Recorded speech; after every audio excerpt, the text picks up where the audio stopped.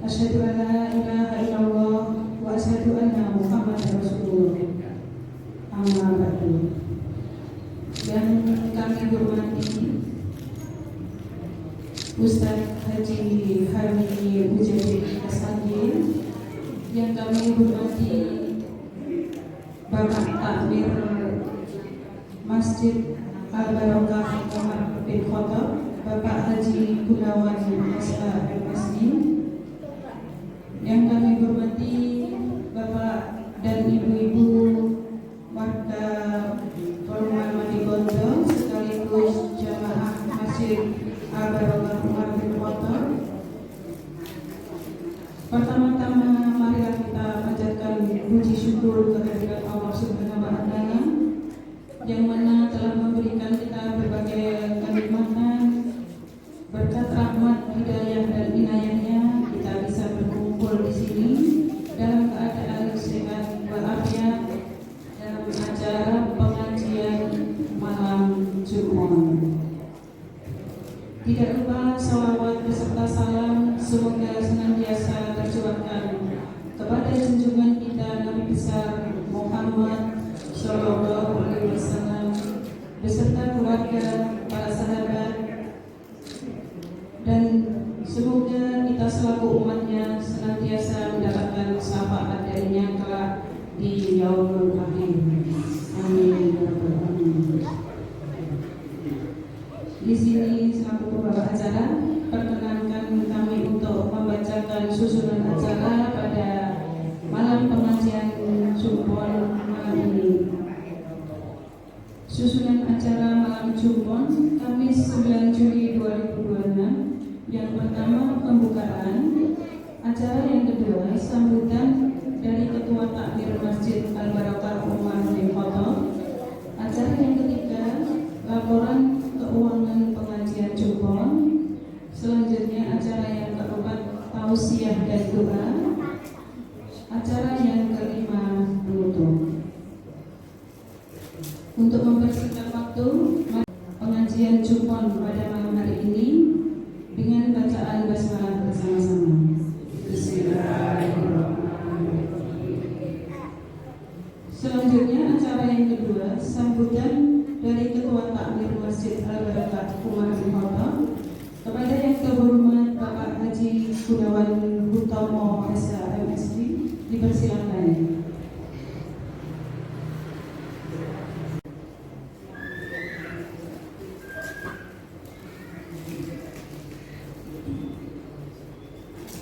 Bismillahirrahmanirrahim. Assalamualaikum warahmatullahi wabarakatuh. Alhamdulillahirabbil alamin. Innal hamdalillah nahmaduhu wa nastaghfiruh wa na'udzu billahi min shururi anfusina wa min sayyiati a'malina may yahdihillahu فلا مضل له ومن يضلل فلا هادي له أشهد أن لا إله إلا الله وأشهد أن محمدا عبده ورسوله أما بعد. Yang kami hormati Bapak Ustaz Haji Amin Jadid SAG, yang kami hormati para sesepuh, para sepuh, yang kami hormati para bapak-bapak dan ibu-ibu jamaah Jumpuan. Monggo kita tansah menjadikan rasa puji syukur dengan Allah Subhanahu wa taala ingkang sampun maringi taufik hidayah ugi maringi kenikmatan ingkang kathah sanget antawisipun nikmat sempat, nikmat sehat, nikmat iman dan nikmat Islam, sehingga ingkang penuh berkah menika kita sedaya saged manunggal silaturahmi wonten ing Masjid Al-Barakah menika dalam keadaan sehat walafiat. Shalawat ugi salam ugi kunjuk dumateng junjungan kita Nabi Agung Muhammad sallallahu alaihi wasallam, sumrambahipun dumateng keluarganipun, para sahabatipun dan para panjenenganipun atas akhir zaman. Mugi-mugi kita sedaya kelak wonten yaumul akhir pikantuk syafaatnya. Amin amin ya rabbal alamin. Kula atas nami takmir masjid ngaturaken ageng panggung dumateng ingkang sepeda Bapak Ustaz Haji Amin Jadid SAG yang sampun kersa rawuh juga dalam acara rutin ini Jumpuan ingkang salajengipun kula ngaturaken agunging panggung dumateng Ibu Hajah Yati Iskayati dan keluarga ingkang sampun menyediakan tempat dan uji kunjungan. Mugi-mugi kesenangan Ibu Hajah Yati Iskayati sekeluarga ada imbalan ingkang sekitar daya saking Allah Subhanahu wa taala. Ingkang salajengipun kula ugi ngaturaken ageng panggung dumateng bapak-bapak ibu-ibu ingkang sampun nyambuyung kegiatan menika, khususnya Ibu Bapak Ketua Umroh Ibu Bapak Haji Supriyadi, Bapak Haji Supriyadi,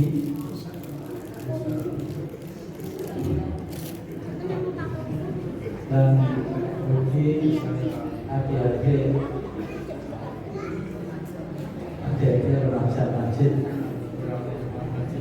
Rasulullah bersabda ingkang bunyiipun atasipun barang siapa mendatangi pengajian atau majelis taklim, maka Allah akan memudahkan jalan. Dengan hadis menika mugi kita sedaya dipun ampuni segala dosa dan kelemahanipun, dipun paringi selalu sehat walafiat, dipun paringi rezeki yang banyak yang berlimpah, dan mugi-mugi dipun paringi umur panjang ingkang barokah, dan mugi-mugi kelak menawi kita dipun tunjuk Allah Subhanahu wa taala dalam keadaan husnul khotimah. Inggih boten suban kula ngaturaken dumateng Bapak Haji Sunarto SHMH ingkang sampun masang punika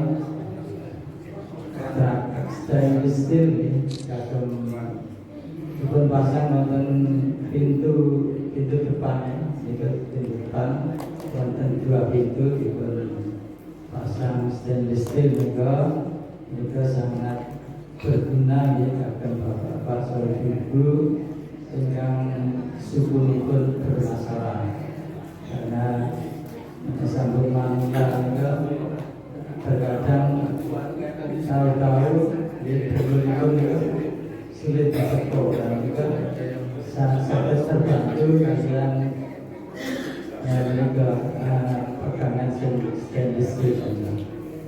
Mungkin amal kesayangan Bapak Haji Sunarto SHMH pikantuk imbalan ingkang berlipat ganda saking Allah Subhanahu wa taala. Amin amin ya rabbal alamin. Kula kinten sikap semanten bila ditajuk ida barika wa inayah. Wassalamualaikum warahmatullahi wabarakatuh. Semoga Bapak dan Ibu jamaah Masjid Al-Barokah Umarul Khotob yang dirahmati Allah selalu dalam keadaan sehat walafiat sehingga bisa istiqomah rawuh setiap acara pengajian Jumpon. Amin. Acara yang ketiga, laporan keuangan pengajian Jumpon yang akan disampaikan oleh Ibu Meli Moloyono. Kepada Ibu Meli dipersilakan.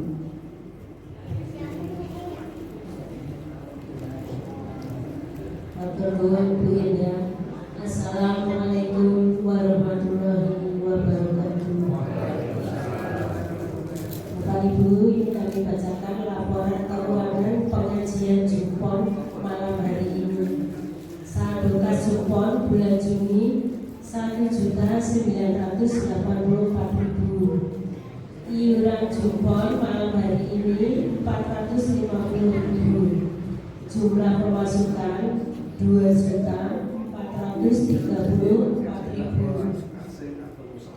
dikeluarkan untuk bantuan biaya penyelenggaraan pengajian 450.000. Saldo 1.984.000. Bapak Ibu, ini diinformasikan bahwa untuk pengajian Jumpon bulan depan tepatnya tanggal 13 Agustus 2026 yang bertepatan keluarga Bapak Haji Sarwono. Demikian informasi laporan keuangan. Atas perhatian Bapak Ibu diucapkan terima kasih. Wassalamualaikum warahmatullahi wabarakatuh. Waalaikumsalam. Akan disampaikan oleh Ustadz Haji Hamid Jadid SAG. Kepada yang terhormat Ustadz Hamid dipersilakan.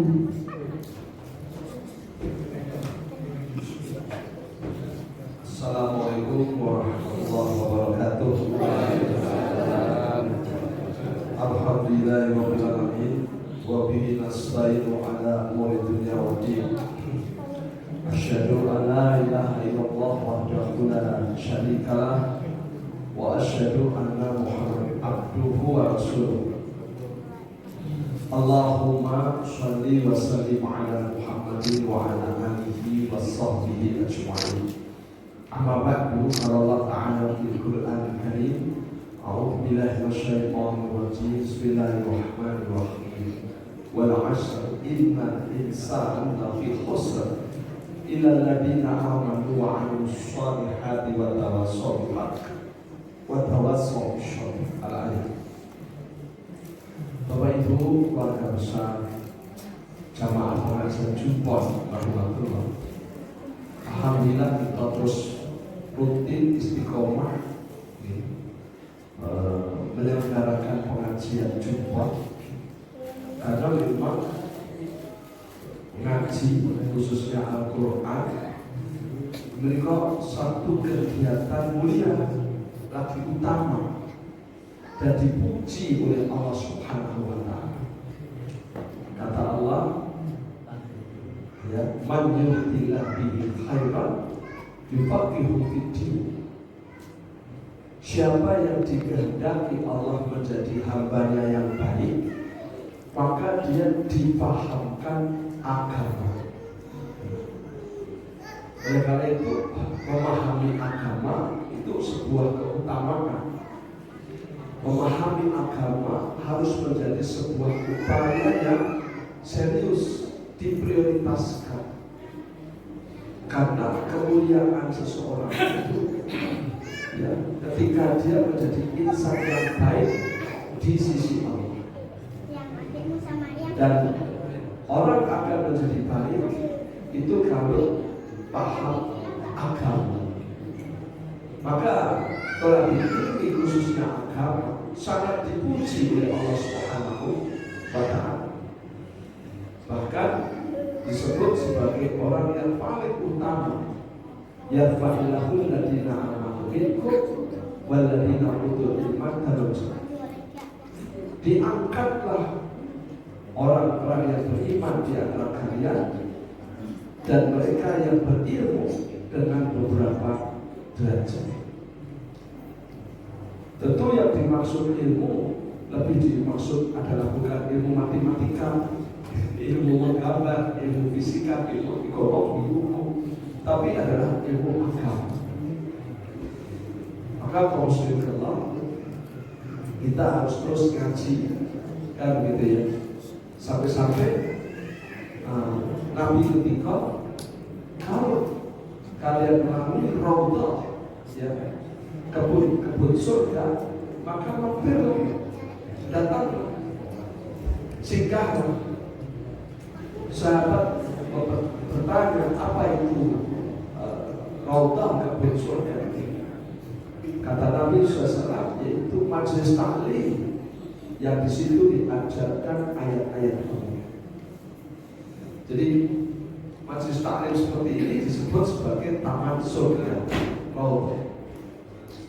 Dan Nabi SAW juga sering melakukan pengajian di masjidnya, yaitu Masjid Nabawi. Sampai-sampai di masjid di mana Nabi sering mengadakan pengajian itu disebut Nabi juga sebagai raudhah, yaitu taman surga. Beliau sabdakan, baina baiti wa mimbari raudhah min riyadil jannah. Antara rumahku dan mimbarku adalah raudhah, secuil kebun surga daripada kebun-kebun surga. Biasanya orang kalau pergi umroh itu berupaya untuk bisa duduk dan berdoa di raudhah. Raudhah itu artinya adalah kebun surga.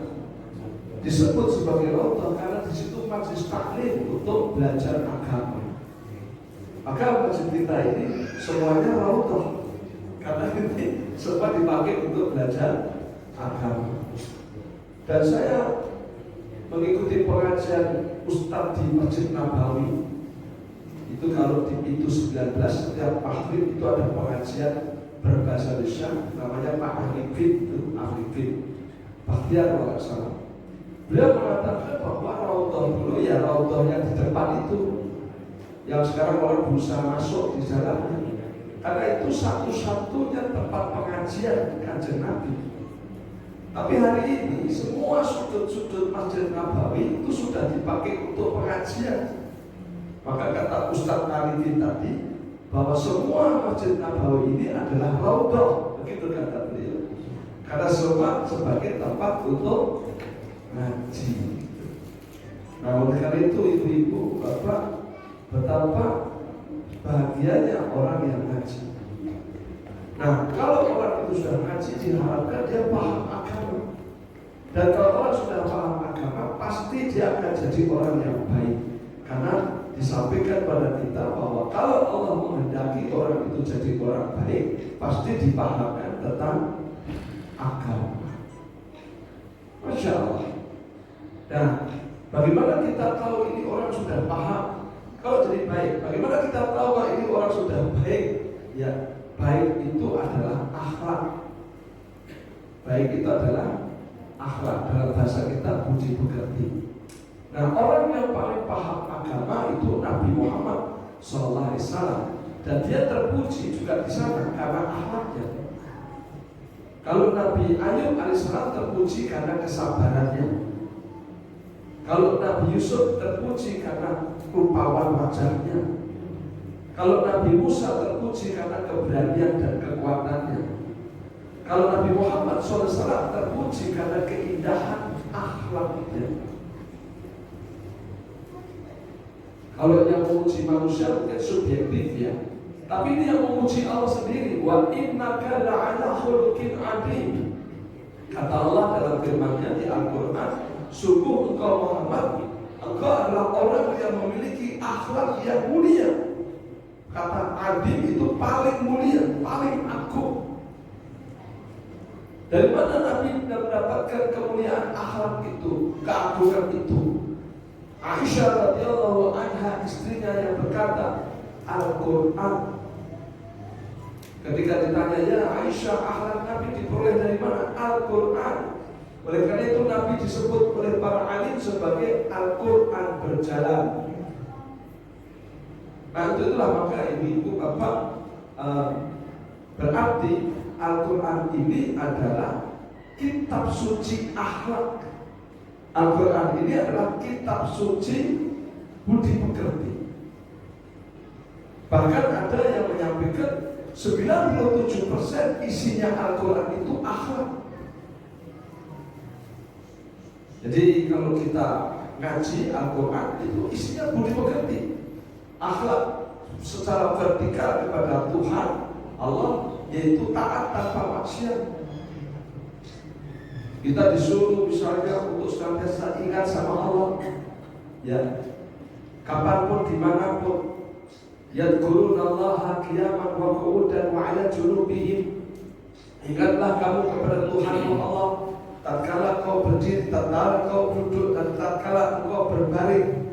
Artinya kita disuruh berakhlak, ingat sama Allah kapanpun dimanapun, suka maupun duka, longgar atau sempit, bahagia atau susah, ketawa atau menangis, jangan sampai lupa kepada Allah. Ini akhlak.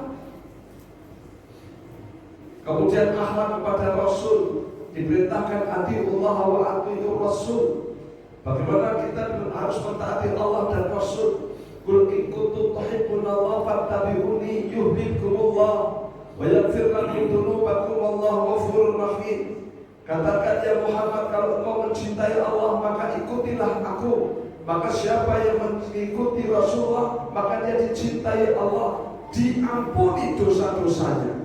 Masya Allah. Ini artinya Allah mengajarkan kita berakhlak kepada nabinya, mencintai nabinya, membenarkan ajarannya, mengikuti sunnah-sunnahnya. Ini akhlak kepada nabi. Sementara kaum Bani Israel tidak berakhlak kepada nabinya, ya, nabinya didustai, nabinya diayer, kebelah sapi men angel rai-rai. Ya kan, nabi kan kira-kira kalau Gusti Allah tekokno gedene, tekokno warnane, tekokno jenis kelaminnya, ketok macam-macam. Enggak berakhlak kepada nabinya. Bahkan orang-orang Bani Israel itu bukan hanya ngeyel sama nabi, mereka membunuh nabi-nabinya sendiri. Nabi Zakaria dibunuh, Nabi Yahya dibunuh. Bahkan paling ulama mengatakan lebih daripada 100 nabi yang telah dibunuh oleh mereka. Sementara di dalam Islam yang diajarkan Muhammad SAW, kita diajarkan berakhlak pada Nabi SAW. Laqad kana lakum fi Rasulillahi uswatun hasanah. Kalau kamu ingin mendapatkan akhlak yang baik, teladanilah Muhammad SAW. Akhlak kepada Allah sudah, akhlak kepada Nabi pun demikian. Sehingga orang Islam minumnya kayak Nabi, tidurnya kayak Nabi, duduknya kayak Nabi, makannya kayak Nabi, berumah tangga seperti Nabi, bertetangga seperti Nabi. Ini akhlak. Kemudian kita diajarkan akhlak kepada orang tua, kan begitu ya. Maka kita diajarkan supaya kita berbakti pada orang tua. Sampai begitunya. Sehingga Islam mengajarkan birrul walidain. Wa in jahadaka 'ala an tusyrika bima laysa laka bihi ilmun fala Utihuma wasih wasahibuma fid dunya ma'rufa. Sampai-sampai kalau orang tuamu itu kafir dan memaksa kamu kafir, jangan kau ikuti ajakan kafirnya, tapi kau tetap harus bergaul kepada kedua orang tuamu di dunia ini dengan sebaik-baiknya. Ini akhlak. Orang tua kafir aja tetap harus dibaiki. Anishkurli waliwalidayka wa ilayyal masyir. Allah firmankan lagi, jadilah kau orang yang pandai berterima kasih kepada Allah dan berterima kasih kepada kedua orang tuamu. Sungguh kalian akan kembali kepadaku. Artinya Allah akan kasih pahala orang yang pandai bersyukur pada Allah dan orang tuanya dengan berbakti. Dan Allah akan membalas dengan siksa orang yang kufur nikmat dan durhaka kepada kedua orang tuanya. Jadi betapa Allah mengajarkan akhlak kepada orang tua.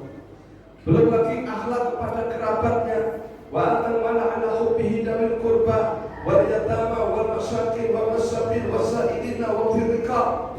Dalam surah Al-Baqarah 177. Jadilah kamu orang yang baik dan kalau bisa berbagi memberi kepada saudaramu sendiri dan tolonglah fakir miskin, anak yatim dan seterusnya. Ini akhlak baik budi pekertinya, menyantuni dengan hartanya.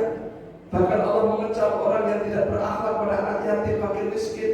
Ara'aital ladzi yukadzibu biddin.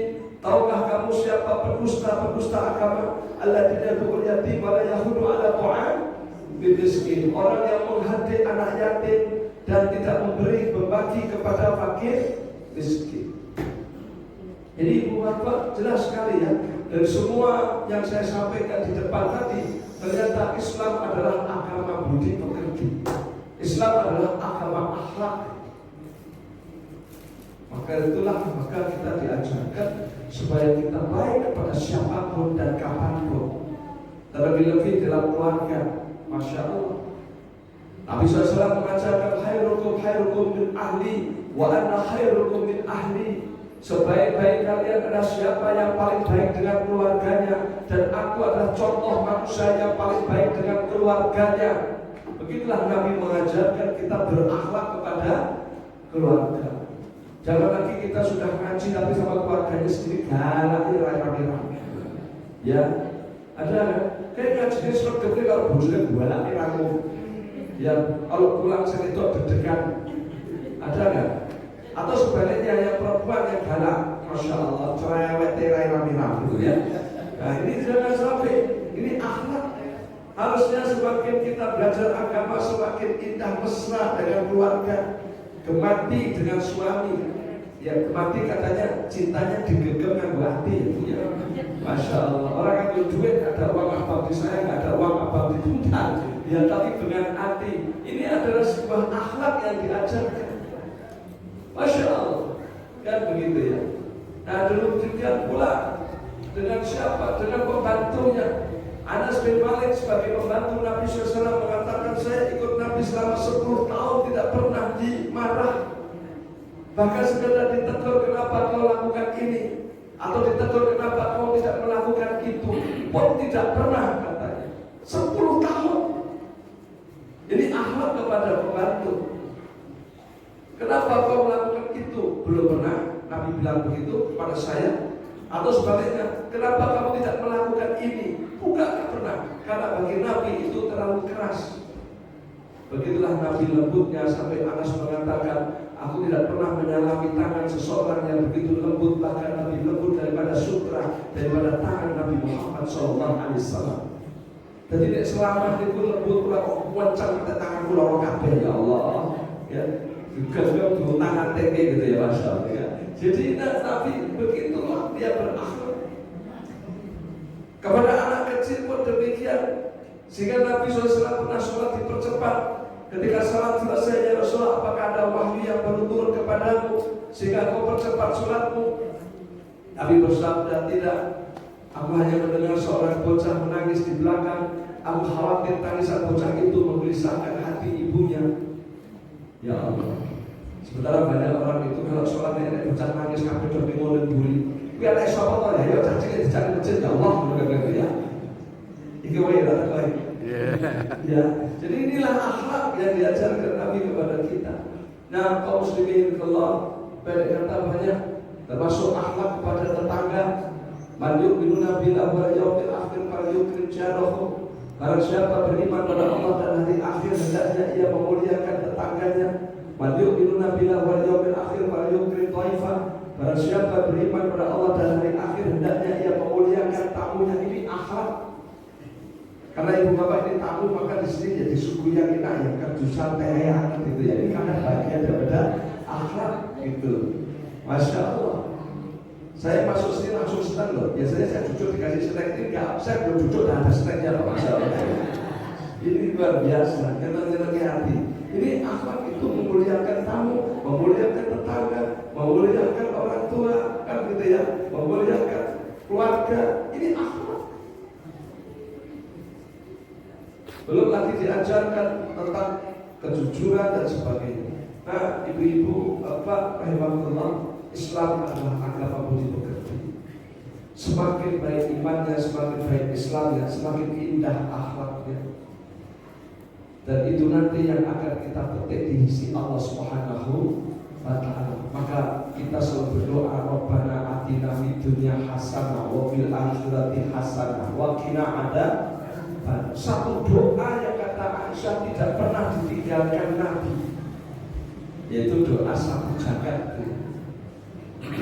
Nah, cuman kalau orang Indonesia biasanya doa sapu jagat itu dibaca yang terakhir, kan gitu ya. Nah, sampai saya punya teman itu agamanya nggak Islam. Itu kalau ada orang berdoa terus sudah Robbana atina fid dunya hasanah itu, terus dia bisik kalau kacanya entek kemarin itu gitu. Entek gitu. Jadi entek itu karena ini biasanya yang terakhir. Boleh nggak baca itu yang terakhir? Boleh. Tapi kalau di tengah-tengah juga boleh. Di awal juga boleh. Jadi nggak ada tuntunan Robbana atina fid dunya hasanah, bila hasanah harus di akhir, nggak ada. Yang penting dibaca gitu saja. Yang penting dibaca. Karena nggak ada keterangan harus di akhir gitu. Ini biasanya wong Jawa ya, dahar sing paling enak terakhir gitu kan gitu ya. Digogok gitu. Kalau nek dokter terakhir dok gitu ya. Dokter apa pakai yang nyawur tak buka kok sambung kok tak yang buku kan gitu ya. Biasanya digo terakhir. Nah, biasanya doa sapu jagat itu ditaruh yang terakhir gitu. Tapi sebenarnya itu lebih kebiasaan bukan ajaran gitu. Nah, kaum muslimin rahimahullah, inilah Islam ya. Maka teruslah belajar agama. Ternyata orang yang belajar agama itu orang yang sangat tinggi derajatnya, dicintai oleh Allah SWT, dan dianggap sebuah kegiatan yang sangat mulia. Sampai-sampai Nabi mengatakan tidak ada majelis yang lebih tinggi derajatnya daripada majelis ilmu yang di situ diajarkan Al-Quran. Maka sering saya sampaikan, majelis kita ini meskipun lesehan, tapi insya Allah lebih mulia daripada majelis permusyawaratan rakyat. Ya kan? Karena di sini dijajakan Al-Quran. Ini mulia dan tidak duduk di tempat yang mulia kecuali orang-orang yang mulia, dan tidak duduk di taman surga kecuali insya Allah calon-calon ahli surga.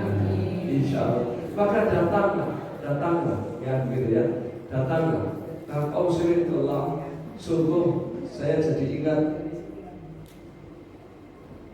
ada seorang dosen UGM namanya Fahrudin Faiz. Kalau nggak salah dia prof doktor ya, sebagai orang yang ramah kajian begitu. Dia mengatakan dari sisi filsafat ya, orang bahagia itu ada yang sebentar, apa usahanya minum. Kalau kita nyebut ikan jahe, kata beliau, seruput itu enak, tapi 5 menit enaknya hilang. Maka supaya enak lagi ya diruput lagi. Ya, 5 menit hilang lagi, biar enak ya diruput lagi. Nah, nek wis hilang neh ya diruput neh. Nah, hilang diruput kan susahnya terdeter kan gitu ya. Nah, maka itu nikmat yang tidak cukup panjang. Bahagia yang lebih dari itu adalah sukses, kata beliau. Bahagia orang sukses. Maka ketika orang itu sukses, dia bahagia. Tapi bahagia sukses itu juga tidak terlalu panjang. Biasanya kalau orang sukses misalnya jadi sarjana, bahagia. Tapi kalau udah 6 bulan kan pusing lagi, karena boleh gawean. Jadi otak lali TDS sarjana gitu ya. Jadi bahagianya nggak begitu lama. Nah, bahagia di atas orang sukses ini yang banyak orang nggak tahu. Biasanya orang hanya berhenti di yang kedua ini.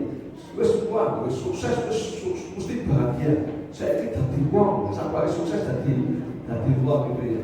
Padahal belum tentu itu bahagia.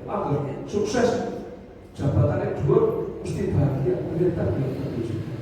Kalau duitnya akeh mesti bahagia, ternyata juga belum tentu. Kan gitu ya. Makanya orang nyadai paling bahagia itu duitnya akeh. Duitnya akeh malah mumet, apalagi nyolong gitu ya, mencuri itu. Angel tetap gue bukan kasok gue dari sak muncul ya Allah gitu ya. Nah ini karena dia pikir itu bahagia, tapi justru saya yakin menderita. Betul kan? Karena berbuat jahat itu menyusahkan. Maka kata Nabi SAW waktu tanya ya Rasulullah, apa yang namanya orang baik itu? Kata Nabi, orang baik itu adalah perbuatan yang ketika kamu kerjakan kau tentram hatimu, dan ketika diketahui orang kamu tidak malu. Bagaimana orang itu disebut jelek? Ya tentu sebaliknya. Kalau kamu melakukan itu kamu deg-degan, dan kalau dilihat orang kamu tidak senang. Kan begitu. Maka kalau kita lihat kemarin ada temuan polisi duit sampai bermiliar-miliar, ratusan miliar, lebih-lebih sampai satu madoi, itu pasti tidak bahagia. Masuk duit tetap dilihat, ya deg-degan, diketahui orang dia tidak senang, ini kan tidak bahagia. Nah, ini lebih bahagia yang ikut pengajian itu, meskipun duitnya tidak ratusan miliar, tapi tenang. Ayam itu mahal bu ya. Duitnya 400 miliar ini rasa turu. Sementara ibu-ibu orang nanti 400 miliar pengajiannya turu. Ya ini saking tentremnya gitu beda ya. Nah, jadi bahagia itu hati yang tentram. Kan gitu. Hati akan tentram kalau dalam kebaikan. Hati tidak akan tentram kalau dalam keburukan. Maka keburukan itu menggelisahkan hati. Semakin buruk semakin gelisah. Kan begitu. Nah ini ilmu ini nggak banyak yang ngerti, ya, nggak banyak yang ngerti. Sekarang masya Allah, ya, sehingga kita tak bahagia, dampaknya kepada orang lain juga demikian adanya, kan begitu ya. Masya Allah, ya kita termasuk problem di bangsa kita ini kan kok orang makmur ya, karena banyak yang jadi pencuri kan begitu ya. Ada jadi pencuri sampai ya itu kemarin presiden bilang dia orang yang saya cintai, orang yang saya percaya, saya kasih amanah, malah dia mencuri uang rakyat katanya. BGN itu dulu ya, MPG. Nah ternyata yang mengungkap kejaksaan dari 7 itu yang 2 jenderal polisi. Nah sekarang ketek jaksanya digeledah gede umai miliar. Kalau dulu judulnya cicak lawan buaya, saya kira kita buaya lawan buaya gitu ya. Terus Pak Mahfud MD ditanya, Pak Mahfud ini gimana ini jaksa Pak polisi kok tangkap-tangkapan begini? Ya nggak apa-apa, saya senang kalau orang dekatnya presiden begitu. Jadi setan lawan setan saja. Ya supaya nanti bersih dengan sendirinya. Ya Allah, tapi minimal kita jadi lihat gitu. Loh, kok begini kan begitu ya. Terus kapan ini jadi baik kan begitu. Jadi melakukannya itu juga karena tidak lillahi ta'ala, tapi karena kawannya ditangkap kan begitu ya. Loh kamu kok tangkap kawanmu, kamu tak tangkap gede kan begitu. Karena pupuk kok bisa nangkep kan begitu. Jadi ini satu hal yang lihatnya sudah salah kalau lihatnya seperti itu. Nah maka Rasulullah, jadi orang baik itu gak gampang. Ya kan? Jadi orang baik itu gak gampang. Kenapa? Karena orang salah orientasi.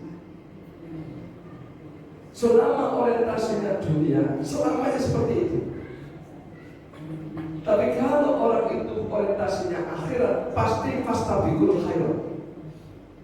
Berlomba-lomba untuk jadi orang baik.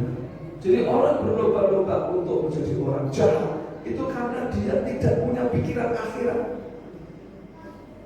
Yang dipikirkan dunia. Padahal yang namanya dunia ini hawa nafsu, yang namanya hawa nafsu itu nggak ada batasnya. Kata orang seperti minum, tapi air garam semakin diminum semakin ngelak. Jadi sakmono kok ya terus lepak kandang, soalnya ngelak ya kan gitu ya, soalnya ngelak. Masya Allah. Tapi kalau orang pikiran di akhirat, wes kata orang Jawa terima bantu. Apa yang ada alhamdulillah puas. Tapi orang-orang seperti itu nggak pernah mengerti. Kok cepat puas katanya begitu. Bukan cepat puas, bersyukur dengan yang ada. Kalau tidak bersyukur, wah, lupa untuk menikmati, bersyukuri yang Allah beri, betul kan? Lupa. Mulai kemarin ada dagelan Jawa itu, loro ati kata dagelan itu, kuwi ono liman perkara. Ya Pak Badi ya. Tapi saya iya. Kabeh bisa delok ke langit tangannya gede-gede gitu kan. Jadi ini masalahnya kan begitu. Jadi kadang-kadang hidupnya sudah sehat, sudah baik, sudah bahagia, sudah bersyukur, tapi gara-gara tetangganya punya gelang segede-gede dan dimasuk angin dia. Kan begitu. Jadi ini problem kita itu kadang-kadang mengukur bahagia dengan tetangga. Gitu ya. Mengukur kebahagiaan dengan orang lain. Andai kata kita itu terima pantun, perkara tetangga kita punya gelang gede-gede, omahe jebar, rezekinya kata, pangkatnya dua, nggak bikin masuk angin kan? Nggak bisa masuk angin. Karena kita percaya itu rezeki milik Allah dan Allah membagi pada siapa yang dikehendaki. Kan? Maka kalau orang bijak bilang nggak usah mengukur baju dengan ukuran baju orang lain. Wah kabinnya apa? Nanti gue gede loh, 90 kilo itu 50 kilo pakai saya. Pakai ukurannya sendiri. Nah, yang penting mensyukuri itu aja. Dan bentuk syukur ini menjadikan kita tentram, menjadikan kita bisa menikmati apa yang Allah berikan pada kita. Karena banyak orang tidak bisa menikmati apa yang dia miliki karena dia memikirkan yang lain. Sudah punya mobil, tapi karena mobilnya tahunnya lama, saya dipikir mobil tangganya saya tahunnya baru. Dan selalu mengidentikan mobil yang baru lebih bahagia daripada mobil yang lama, begitu loh. Kan itu, wah, mobil yang nyari keluar 2025 senengnya gitu. Padahal kalau yang kalau senang mungkin jadi lunas apa saja senangnya kan gitu ya. Nah sementara kita kalau mensyukuri mobil yang kita miliki meskipun tahunnya mungkin lawas, tapi kalau disyukuri kan juga nikmat kan. Tapi lupa mensyukuri karena terus melihat mobilnya orang.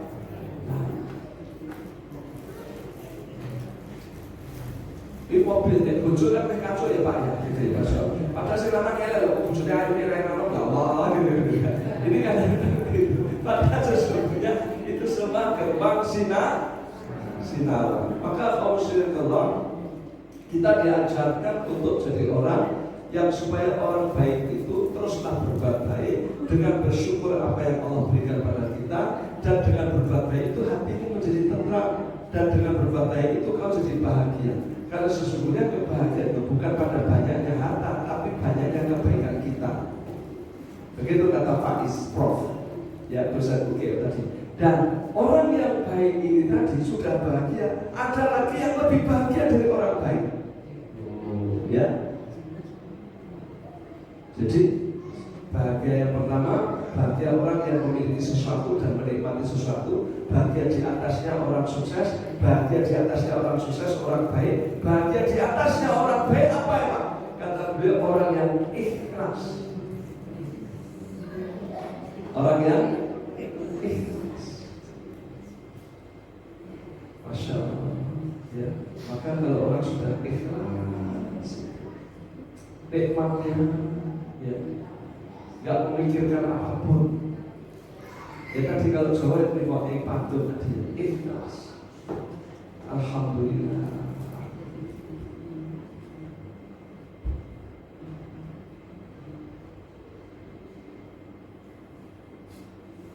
Nabi Ayub alaihissalam hilang hartanya, habis musnah, kemudian meninggal semua anaknya, dan sakit tubuhnya. Dia bilang, Rabbi ani masaniyad durru wa anta arhamur rahimin. Ya Allah, ya Tuhanku, aku terkena musibah, sungguh Engkau Maha Pengasih lagi Maha Penyayang. Ini ikhlas, ya, angel, ya. Kenapa? Karena Nabi Ayub tahu bahwa musibah itu bukan rencana puncak Tuhan, tapi musibah itu adalah rencana Tuhan untuk memuliakan hambanya kalau dia ikhlas dengan ujian itu. Tadi saya melihat YouTube, ada seorang anak yang terkena penyakit kanker, laki-laki, usia SD. Bapaknya kayaknya itu keturunan Arab gitu. Bapaknya bilang, kamu marah nggak dengan Tuhan? Enggak, katanya. Kenapa? Karena saya yang dipilih sama Tuhan, katanya. Sampai tersenyum. Dan kamu setiap hari kesakitan. Iya. Kamu nggak marah? Enggak. Kenapa? Aku orang yang terpilih untuk menerima itu. Kamu merasa bahagia? Iya. Kamu ketawa terus, senyum. Bahkan kemarin di rumah sakit, dokter perawat terbantu karena kamu selalu senyum. Iya. Kenapa kamu ikhlas? Karena aku yang terpilih. Aku tak mau ini terjadi pada kakakku sama adikku. Biar aku aja, katanya. Masya Allah. Bapaknya sampai menangis. Bapaknya bilang, sungguh, kalau aku bisa meminta, aku minta supaya kanker itu aku yang menanggung, bukan kamu. Karena aku yang milih untuk bisa, tapi Tuhan memilih kamu. Iya, memang aku yang terpilih, katanya. Coba, Masya Allah, ya. Jadi ini sebuah pemahaman seorang anak yang luar biasa atas bocah SD, ya, sudah memiliki kemampuan untuk berpikir seperti itu. Nah, inilah ibu bapak, ya, sakit aja ikhlas. Sementara dia tak ciraikas kurang dikit, ya, punya jabatan juga tidak ikhlas, kurang dur, betul kan? Nah, jadi maka jadilah orang yang ikhlas. Pun termasuk dalam ikhlas menerima takdir, ikhlas di dalam beribadah, ikhlas dalam berbuat baik. Masya Allah. Kalau ikhlas itu ringan, kalau ikhlas itu tidak berkeluh kesah, dan orang ikhlas itu tujuannya cuma satu, yaitu ridha Allah. Maka seorang ikhlas akan punya prinsip waridwan minallah akbar. Saya diridai Allah, itu adalah urusan yang paling besar dalam hidup saya. Maka alhamdulillah, mari kita belajar menjadi orang yang paling bahagia, yaitu ikhlas. Maka kalau ada tetangga kita, saudara kita, keluarga kita mendapatkan kenikmatan jauh di atas kita, kita alhamdulillah, saya bersyukur kau dikasih nikmat itu. Mudah-mudahan kau jadi lebih bersyukur kepada Allah. Gitu. Rasa ini saya pada SMP konco dulu, pokok loh ini pada. Kok iso ya sudah banget, lah kayak gitu. Ya, jangan kau usah begitu. Ya, itu haknya orang, terserah Tuhan yang berbagi, karena Allah yang tahu. Dan begitu. Termasuk ikhlas bukan hanya ikhlas menerima takdir, tapi juga ikhlas dalam berbuat baik. Gak usah kita gelut, dan saya tak tolong karena aku saya kira ngerti loh, saya tak pernah coba, Masya Allah. Aja lah. Ya kalau orang nggak ngerti biarin, yang penting Allah tetap ngerti. Orang lupa nggak apa-apa karena Allah tidak pernah lupa, kan begitu. Karena memang amal ini ditujukan untuk tidak mencari balasan, tidak untuk mendapatkan pujian, tapi ditujukan untuk mendapatkan pahala ridha Allah Subhanahu wa ta'ala. Maka kita diperintahkan qul inna sholati wa nusuki wa mahyaya wa mamati lillahi rabbil alamin. Lakukan semua kebaikan itu semata-mata untuk Allah Rabbul Alamin. Dan Allah tahu apa yang harus diberikan pada hambanya yang ikhlas. Kata orang, Gusti Allah betul sare. Bapak yang mati pada daratin khairaya. Setiap kebaikan yang kamu kerjakan pasti Allah mengapresiasi dengan pahala yang berlipat-lipat ganda. Ikmalu fasyallahu ma'amalakum. Oleh karena itu beramallah, karena itulah yang disaksikan Allah dari dirimu. Allah tidak melihat wajah kita, Allah tidak melihat harta kita, tapi Allah melihat amal kita. Dan Allah melihat amal kita mendapatkan pahala kalau itu ikhlas. Wa ma umiru illa liya'budullaha mukhlishina lahud-din hunafa. Kamu tidak diperintahkan kecuali untuk melaksanakan agama ini dengan penuh keikhlasan dan lurus sesuai dengan tuntunan. Karena ada orang saat subuhnya ikhlas tapi 10 rakaat itu bukan munafa'ah. Aku ikhlas 10 rakaat apa-apa. Orang masalah ikhlas karena harus sesuai dengan tuntunan, kan begitu. Nah, ini harus sesuai dengan tuntunan. Sesuai dengan tuntunan juga harus pakai ikhlas. Bersama kalau pergi umrah ada apa? Jangan aku isi waktu dulu umrah kabeh aku turun dhewe ya pakewo. Ini namanya umrah karena pakewo. Jangan lakukan itu karena Allah. Gitu. Sampai kok bikin kopi langsung enak kepada suami pas datang langsung kok gawe ini. Apa itu ini telat dilakukan telat yang mencopot pripate aku gitu ya. Ini namanya melakukan karena mati aku, bukan karena Allah. Dan dilakukanlah karena Allah. Nah ini penting ibu bapak. Jadi supaya kita tidak melakukan kebaikan karena manusia, tapi lakukan kebaikan karena mencari ridha Allah Subhanahu wa ta'ala. Itu namanya ikhlas. Orang kalau tidak paham agama, orientasinya saja salah, yaitu dunia. Tapi kalau paham agama, orientasinya adalah akhir. Nah, untuk masalah ini ada nasihat Nabi yang bagus kepada Ibnu Umar radhiyallahu anhu. Hadis ini bisa saya baca di hadis Arba'in yang ke-40. Disampaikan oleh Ibnu Umar radhiyallahu anhu, qala akhadha Rasulullah sallallahu alaihi wasallam bimanfi faqala kun fid dunya ka'annaka gharib aw biru sabil. Adalah Rasulullah SAW memegang dua pundakku. Ya, jadi waktu itu Ibnu Umar berdiri, Nabi di depannya memegang dua pundaknya. Ibnu Umar itu anaknya Umar. Jadi Umar itu sahabatnya Nabi, ini anaknya, jadi masih muda kan. Ya, dipegang dua pundaknya.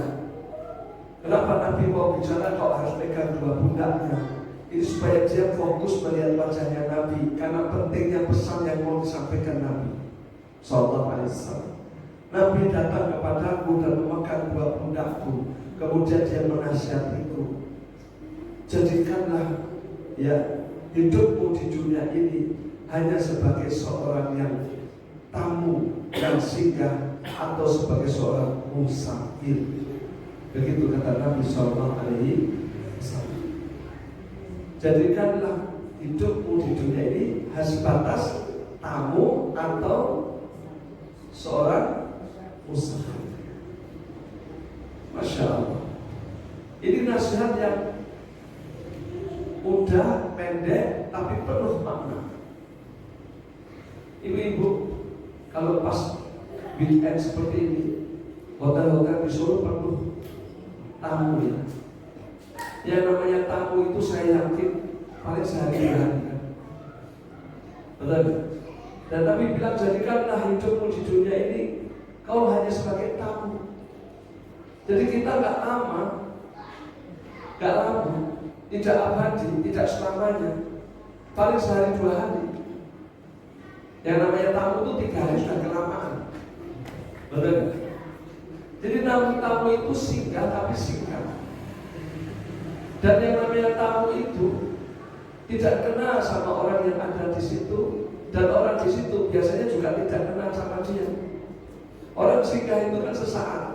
Maka orang yang masuk di hotel biasanya orang hotel juga nggak kenal, dia juga nggak kenal. Apalagi orang kampung nggak kenal juga kan. Maka tamu itu tidak mengenal dan tidak dikenal, maka nggak usah pengen terkenal. Kalau sekarang banyak orang pengennya jadi orang yang terkenal gitu. Sibuk, bukan sibuk cari akhirat tapi sibuk cari followers. Ya, sunnah kalau Instagramnya followersnya sampai sekian ratus ribu, sekian juta kan begitu ya. Dia ingin dikenal begitu. Masya Allah. Senang kalau kondang gitu ya. Sampai ada istilah orang Jakarta, biar tekor yang penting nyohor kan begitu. Biar tekor yang penting nyohor. Ya, saya sampai tanya sama teman saya tetangga itu, dia jadi DPR sekarang di Solo. Entah piro 1,8 miliar. Hanya DPR di Solo itu. Akeh men. Ya sakmono kuwi regane Pak Hami, kata teman saya tadi. Aku tak sakit ora dadi kok. Dari 1,8 ya bener. Lah kok balik? Ya ora, katanya gitu. Lah kok dilakoni tadi Bu? Biar terkenal. Ya, biar terkenal. Maka ada istilah biar terkenal yang penting yang hormat. Kan kalau orang itu berpikir sehat kan biaya segitu lebih baik kan untuk modal kerjanya 1,8 miliar. Masya Allah. Ini tinggal nyambut kali kan terus orang ya. Ya Allah. Masya Allah. Ini lah. Maka jadilah kamu hidup di dunia ini hanya sebagai tamu saja. Nggak usah bisa-bisa ya seolah-olah kamu abadi. Atau sebagai seorang musafir.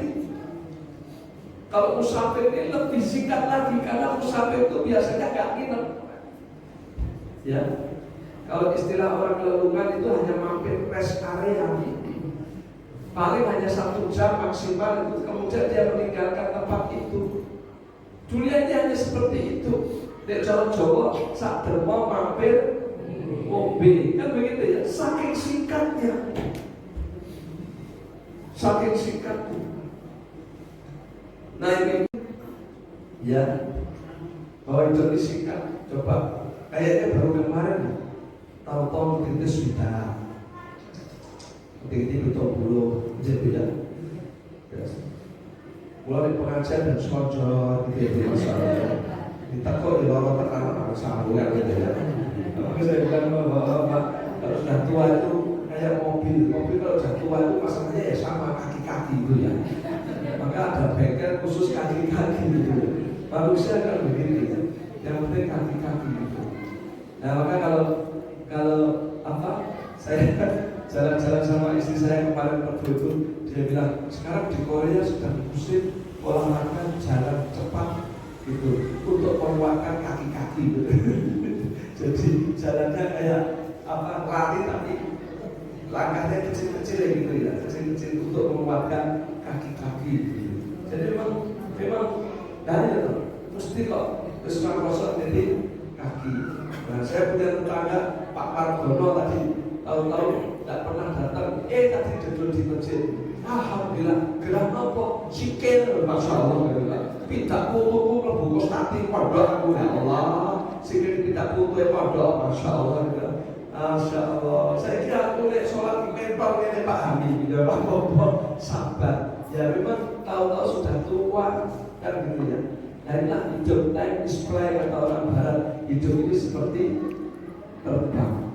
Maka karena itu, karena hidup ini sesingkat seperti kita seorang tamu yang singgah beberapa hari atau seperti musafir yang hanya sadar mau mampir, maka Ibnu Umar pun memfollow api nasihat Nabi kata beliau. Nah ini tadi nasihat Nabi, kalau sekarang kata Ibnu Umar. Apa kata Ibnu Umar? Wakana Ibnu Umar radhiyallahu anhu yaqul idza amsayta fala tantadir sabah wa idza asbahta wala tandir al-masa wa khudh min sahatika limaradika wa min hayatika limautika Kalau kamu di waktu sore, jangan kau menunggu pagi hari. Kalau kamu ada di waktu subuh, jangan menunggu sampai sore. Manfaatkanlah sehatmu sebelum kau sakit, dan manfaatkanlah hidupmu sebelum kau kedatangan maut, yaitu kematian. Nah, ini nasihatnya Ibnu Umar. Jadi kalau begitu, karena hidup ini singkat kata Nabi, seperti seorang yang singgah atau bahkan seperti seorang musafir, maka Ibnu Umar menasihati pada kita semua, ayo manfaatkan bagaimana kita pupuk, ya kan, di masing waktu nek sore rasa ngerteni esok, kan begitu ya. Nah, ini bisa apa kita lakukan sekarang? Lakukanlah. Ya, sekecil apapun, famaya man mithqala dzarratin khairan yarah. Meskipun kebaikan itu amat kecil. Saya pulang pengajian sampai di rumah, saya lihat ada satu piring kotor, satu gelas kotor, daripada besok di saya cuci aja, kan cuma satu, tapi begitu. Meskipun hanya kecil, kan begitu. Jadi nggak usah anaknya gawe yang mau itu supaya itu baik, sesuai aja baju kan. Karena pas tapi good, ibu juga begitu ya Bu ya. Jangan sampai kalah sama suami, karena ada di Baluwarti, Bu, ya, ayo api-apian kalau suami, kamu sama suami baik enggak? Ya, kalau suami ini jadi lancar ya, tapi loh semua masalah ya. Jadi mau baik aja ketika suaminya dunia lancar apa enggak gitu ya. Kita harusnya fastabiqul khairat, karena kita berbuat baik itu untuk diri kita sendiri, sanggup kita bisa dia khairat. Emang sanggup kita harus haji, sanggup kita harus sedekah miliar-miliar, apa harus bikin pondok, bikin sekolahan, kan enggak. Cukup bikin bahagia suami itu sudah investasi, kan begitu ya. Cukup dengan berbakti pada orang tua itu sudah luar biasa. Nah, ini yang penting. Maka kalau bisa sekarang, kenapa tidur besok pagi? Ya kalau masih ada hari. Pun demikian sebaliknya, kalau pagi kalau usah ngenteni sore, teruslah berbuat baik. Ya. Saya punya burung Ibu, saya kasih makan yang bagus, misalnya yang bagus harganya 35.000. Terus ada teman saya bilang, oh biar yang sekurang, harus dimolasin, eneng Pak, ini podo baik. Enggak lah, podo-podo. Oh saya ini berbuat baik pada ini burung kan ya. Kalau mulai kadang-kadang mau saksi nanti entek, masya Allah, kayak gitu. Sampai anak saya tak kasih tahu, ini loh burung itu, sedino tak pakani paling hitungannya Rp500. Dia mau ngoceh mau hibur aku sampai sore loh. Ini bocah-bocah ini gue bisa menghibur bapak ini sore kan bebe. Padahal manuk gitu. Jadi ya kan gitu. Jadi kita ini jangan kalah gitu loh sama, kan kita boleh belajar dari alam, betul kan? Itu bunga itu ya, kita punya bunga di pinggir jalan itu, kita kasih air 1 ember gitu di situ, di pas bunga itu. Ya mekarnya luar biasa, daunnya banyak, bikin seneng yang lihat, betul ya? Ini aja bunga aja merespon, binatang aja merespon, apalagi manusia, apalagi Allah Subhanahu wa Ta'ala. Maka kata orang Jawa, Gusti Allah boten sare gitu. Ya, semua kebaikanmu dilihat oleh Allah. Dan jangan pernah berhitung sekian kali untuk berbuat baik, karena sesungguhnya tidak orang berbuat baik kecuali berbuat baik kepada dirinya sendiri. Seperti yang Allah firmankan, in asantum li anfusikum.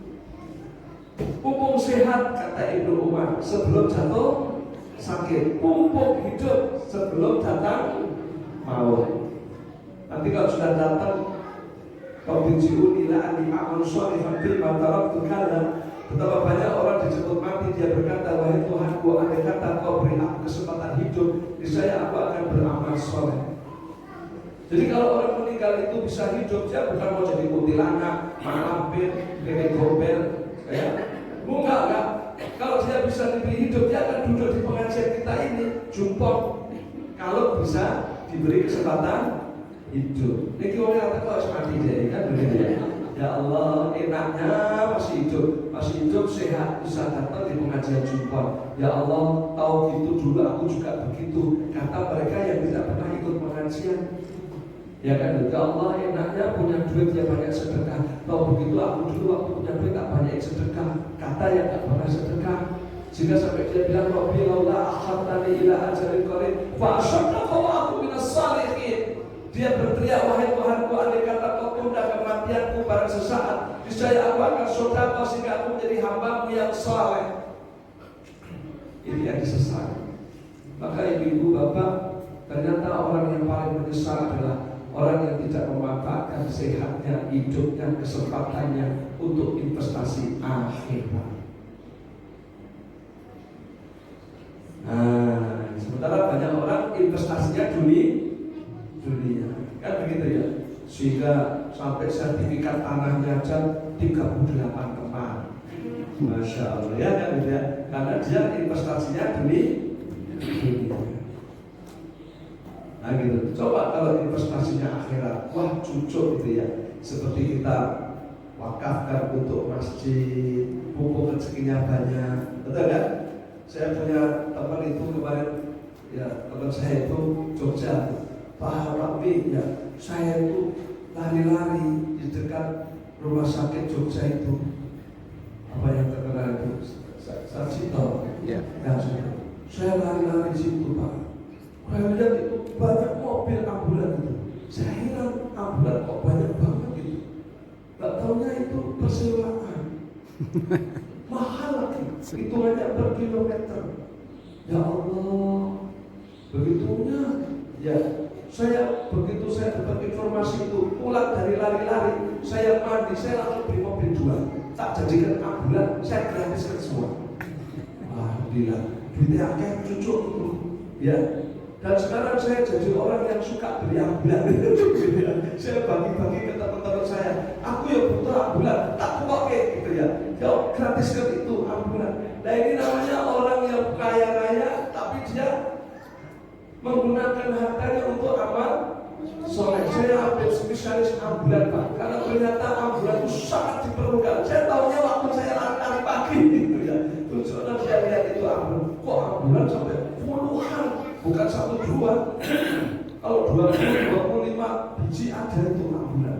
Ya Allah, kok mahal sekali. Saya gratiskan. Nah ini namanya orang yang mencari investasi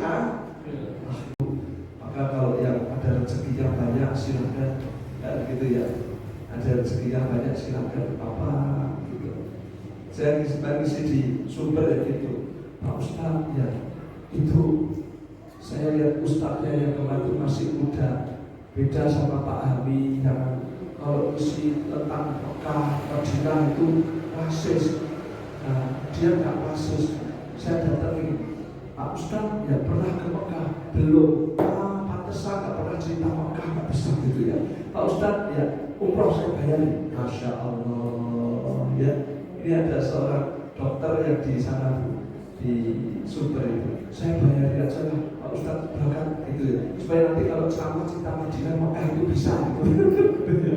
Alhamdulillah. Dan ini mungkin dia bagian umroh kayak Ustadz gitu. Ustaz gitu. Alhamdulillah.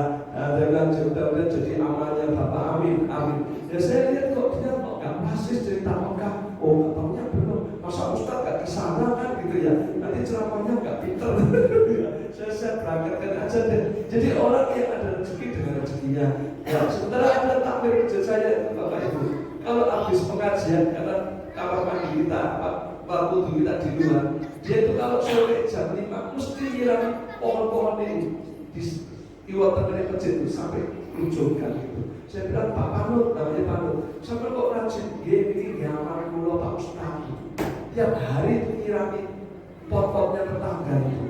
Ya Allah, dia hanya seorang kuli di pasar Klewen. Tapi kalau jam 5 mesti ambil air dari masjid di keran gitu. Dia sirami sana sini. Ya Allah, ternyata orang punya banyak cara untuk berbuat baik. Apa kok kita jangan sampai kalah untuk berbuat baik. Sing kanggo tenaga ya tenagane, sing duwe-duwe ya kanggo duwite, sing duwe bojo ya mumpung duwe bojo ya tadi. Ini ladangmu gitu. Nek ya sing ikhlas, kalau sampai mulai ladangmu selalu nanya banget tolak jangan makin jengkel ya. Ini mumpung masih ada kesempatan, beruntunglah yang ada suami, beruntunglah yang ada orang tua, betul kan? Nah, beruntunglah yang ada duit, beruntunglah yang masih sehat, dan paling beruntung lagi yang masih hidup. Maka ibu bapak Semoga ini menjadi motivasi bagi kita bahwa kesempurnaan agama itu adalah budi pekerti akhlak. Mari kita senantiasa meningkatkan hablullah dengan taat tanpa maksiat, meningkatkan hablun nas dengan senantiasa berbuat yang bermanfaat. Semoga yang sedikit ini barokah dan bisalah kita amalkan nasihat Nabi SAW kepada Ibnu Umar yang disampaikan kepada kita, sehingga kita bisa mengisi sisa-sisa hidup ini dengan kebaikan yang banyak. Insya Allah membahagiakan kita di dunia dan insya Allah menjamin kita sebagai ahli surga. Akhir kata, mari kita berdoa. Bismillahirrahmanirrahim. Alhamdulillahirabbil alamin. Hamdan yufi ni'mah wa yukafi mazidah. Allahumma shalli wa sallim ala Muhammad wa ala alihi wa sahbihi ajma'in.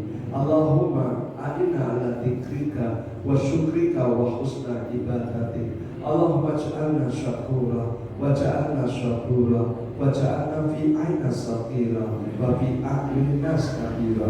Allahumma arina haqqa haqqa warzuqna tiba'ah wa arina batila batila warzuqna istinabah wa la taj'alhu multabisan alaina faradina wa ja'alna lil muttaqina imama. Rabbana atina fid dunya hasanah wa fil akhirati hasanah wa qina adzabannar.